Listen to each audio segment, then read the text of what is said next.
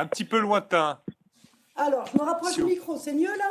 Oui, ou rapprochez le micro de vous, c'est comme vous voulez. Je sais pas, c'est votre boîtier de la région là, je sais pas très bien. Mais C'est donc bon? c'est le vôtre aussi, madame.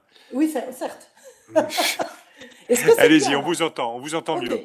Alors, chers collègues, à la lecture de ce rapport annuel sur la situation en matière d'égalité homme-femme, il me vient quelques réflexions et surtout une toute petite réaction. Monsieur Cassaro, il y a visiblement un complot du micro contre vous, puisque nous n'avons entendu que messieurs, chers collègues, donc ces dames vous saluent bien. Il y a bien un fait qui me rassure. Les vrais gens ne sont pas vraiment concernés par vos lubies égalitaires. Ouf! En effet, d'après vos chiffres, les femmes sont surreprésentées dans l'administration publique, l'enseignement, la santé et l'action sociale.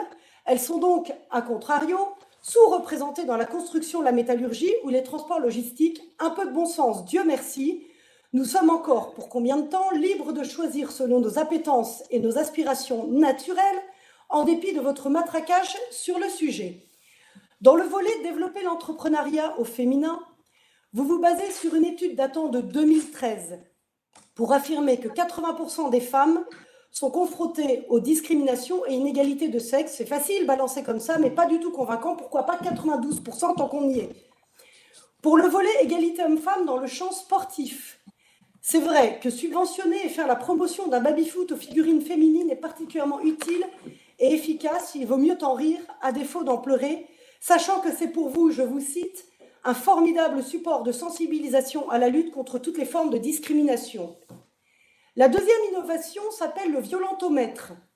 Les lycéens auront devant eux une règle avec une gradation colorée et 3 segments pour évaluer si leur relation amoureuse est saine ou toxique. Alors s'ériger en père la vertu sur ce sujet est hors sujet et ne relève en aucun cas de votre compétence. J'irai jusqu'à dire que vous outrepassez vos droits.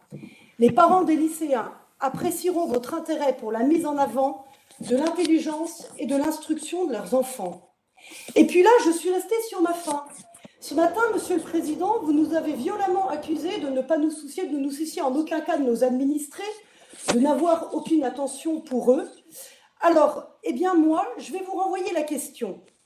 Rien dans votre rapport sur le problème crucial d'une immigration massive, totalement débridée et hors de contrôle, qui empêche littéralement les femmes de se promener librement dans leur quartier et dans leur cité. Beaucoup trop témoignent de la pression de la communauté pour porter le voile ou plus. Alors comment donc comptez-vous vous attaquer à ce problème qui dépasse largement une figure féminine de baby-foot? Rien non plus sur la déscolarisation inquiétante des fillettes musulmanes dans certains quartiers, toujours sous pression de la communauté. Pourtant, les chiffres, vous les avez via les mairies qui votent les budgets dans le cadre du contrat de ville pour les associations de soutien scolaire après l'école. Ces jeunes filles-là n'osent même plus y venir dans ces associations. Les maires en ont le témoignage de façon récurrente. Les assistantes sociales aussi témoignent de cette déscolarisation des jeunes filles dans les quartiers, déscolarisation validée par des médecins complaisants qui certifient alors une phobie scolaire. L'éducation nationale connaît ces médecins et la machine est, si j'ose dire, bien rodée. Vous comptez vous attaquer comment à ce problème qui dépasse largement le simple jouet de règles graduées, étudiant la possible toxicité de leur vie amoureuse? Ces jeunes filles-là, elles, souhaiteraient simplement aller à l'école et s'y instruire. Ces jeunes filles-là, elles, la vie amoureuse ne les concerne pas encore, elles veulent vivre simplement et librement. Je vous remercie.